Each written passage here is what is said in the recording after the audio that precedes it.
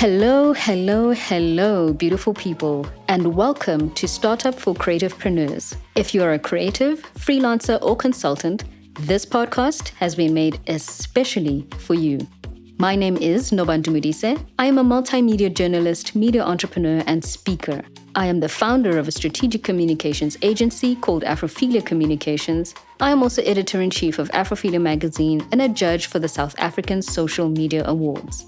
In my voluntary capacity, I serve as Director of Communications for Wikimedia South Africa's chapter, and I'm an advisory board member of Ascenti Kenya.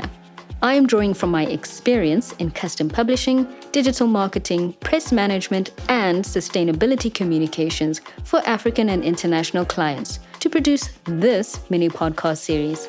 In this series, I get to share practical and creative solutions on how you can start and manage your own business. Through the next 3 episodes, supported by the Cav Platform, which is a project of the Goethe Institute in partnership with the GIZ on behalf of the German Ministry for Economic Cooperation, I will be sharing with you information and ideas on how to commercialize your skills, how to manage your business, and how to find work. I am of the firm belief that it is more than possible to be creative and free-spirited, but still run a structured, profitable business. And this is how.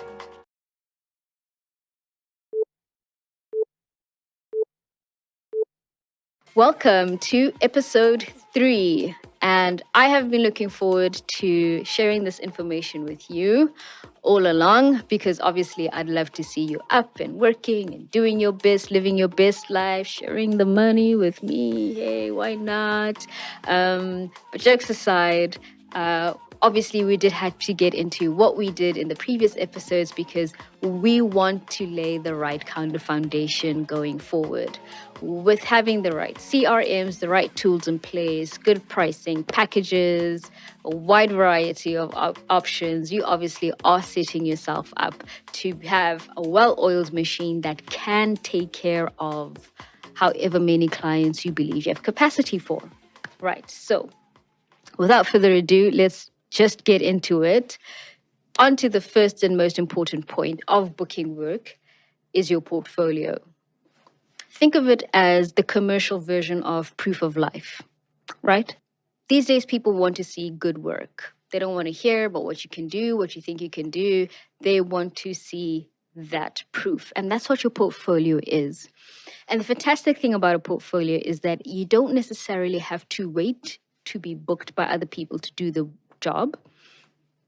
By yourself, you can actually just sit and consider what are new things, fresh things, different things that you are itching to introduce into the market.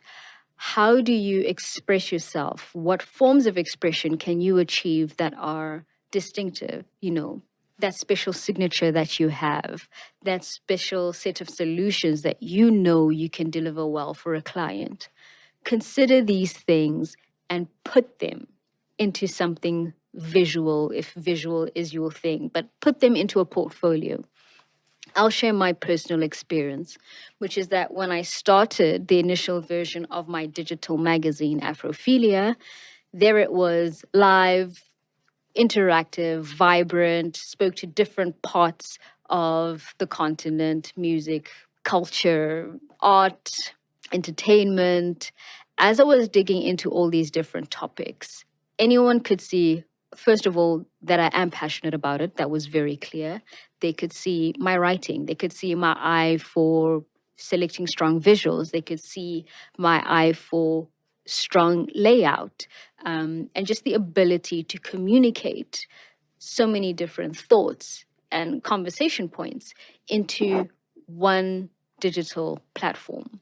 And when people saw that, I got calls. I got calls from people saying, hey, we'd like to work with you. Can you produce this for me?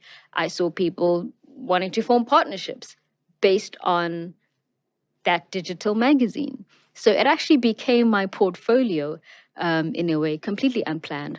I just wanted to put something out there that spoke to what I'm passionate about, that spoke to who I am, that spoke to something that I'd love to see more of on the market. And Well, that's how it worked out for me. So that is the best kind of portfolio, something that communicates what you are capable of. And the other reason why I said start before you have clients is because usually when you do client work, your client work is tailored to what the client wants. And sometimes there isn't the room for you to have that creative license to take a project as far as you want. Because apart from your work having to adhere to the demands of a client, okay, let's not use the word demands, the wishes of your client, despite the work having to adhere to that, sometimes it can be constrained by budget. Whereas if you are left to your own devices and you use your creative license, that concept can have a completely different life and form of its own. So that's why when it comes to your portfolio, I don't think it should be entirely based on client work. There definitely should be a lot of room for work that speaks to what you observe is missing in the market. Why not? It's your portfolio, it's for your business, and it is a tool to help you build the life in the future that you want. So it's absolutely worth taking a lot of creative license. And I mean, why not do that? We are in a competitive market. We are in a space where more and more people are just trying to stand out. So I think, yeah, absolutely. Put together a portfolio that is distinctive and expresses very clearly who you are. If other people that you say take on board to be a sounding board, if they look at it and they can't really tell who you are, maybe not the best portfolio. Maybe that isn't the ideal portfolio to put out there unless your intention is to target companies that just want simple, straightforward, and you are okay being the guy to fill in that gap, then go for it. Right. Our next step is, now that you have a portfolio, we start with people that you know. It may sound like a no-brainer, but it is a no-brainer that deserves a lot of emphasis. And the reason being, when you really think about it, for money to exchange hands, there has to be trust somewhere in the equation. Consider this. If you're on an online platform wanting to buy something, you first have to check that this is a trustable platform.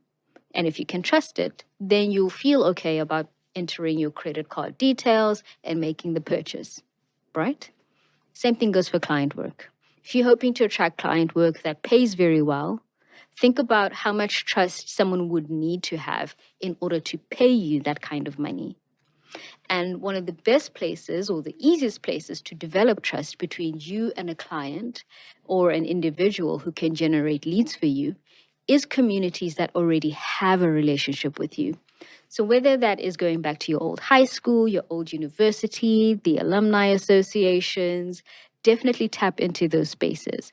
Not only do they constantly want to keep in touch with graduates of their school, but they do offer sometimes networking platforms. And when you've been part of a community, part of a space, they obviously want you to do well.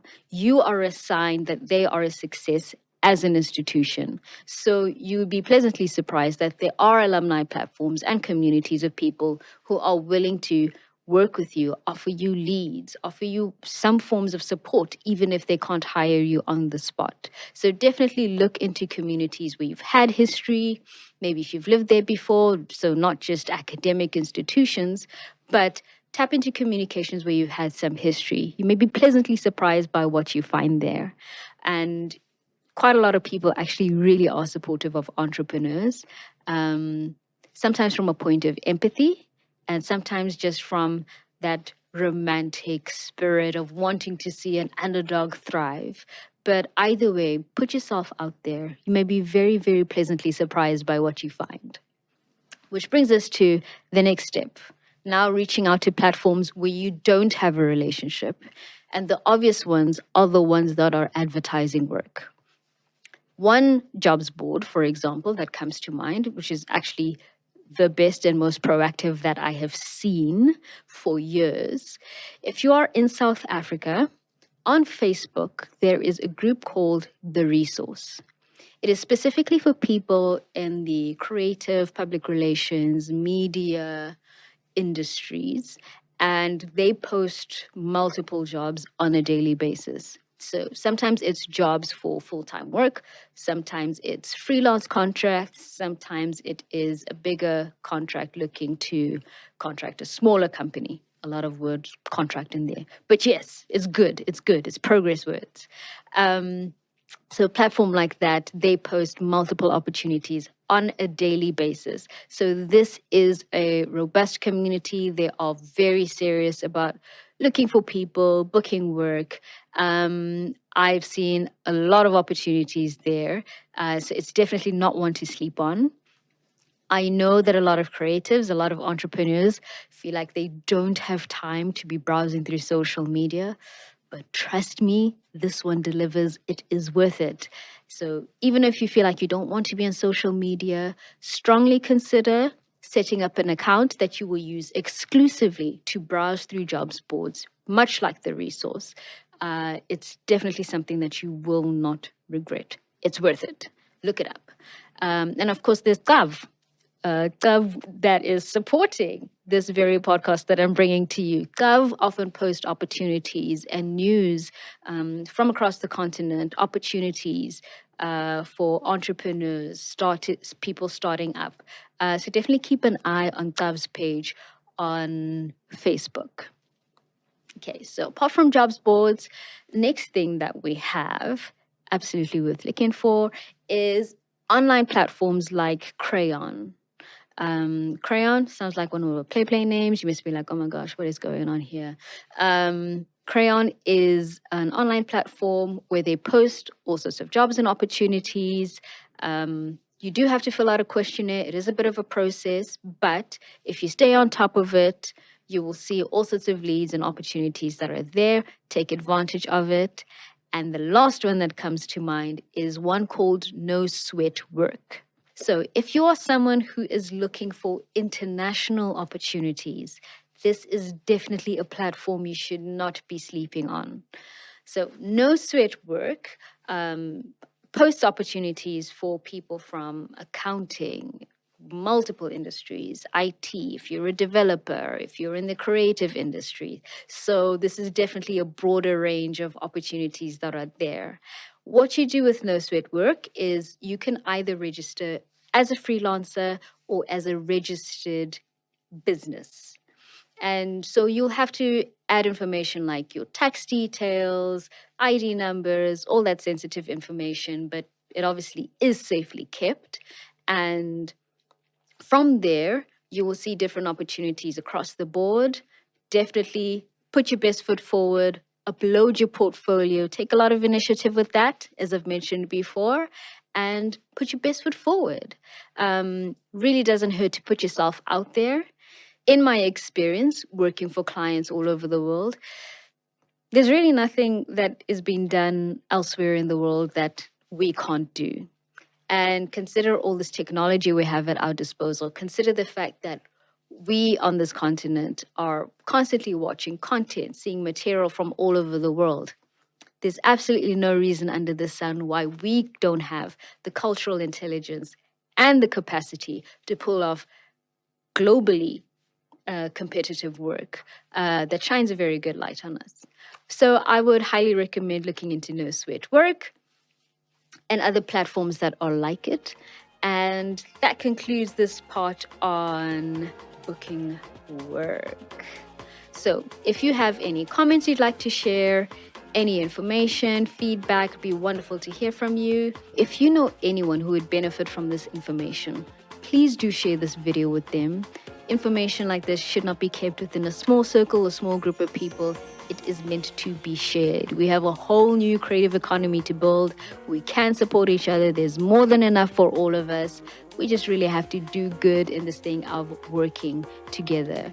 If you have any comments, ideas of more episodes that you would love to see, I'd be very, very happy to hear, to share information that I've learned from over the years. I'm here at your disposal. But thank you very much for joining us for this 3-part series. And of course, thank you very much to Cav and the GIZ for supporting Afrophilia Communications as we've created this publication. My final thanks goes to the Afrophilia Communications team who are behind these cameras and lights, who have been absolutely fantastic to work with. You guys are awesome. Mwah. Thank you for watching this episode on how to book work. We really hope it makes a difference to you. Definitely share it with any friends, family, and colleagues to whom you know it will add value. And keep an eye out on our social media, subscribe to our channel, and share your comments with us.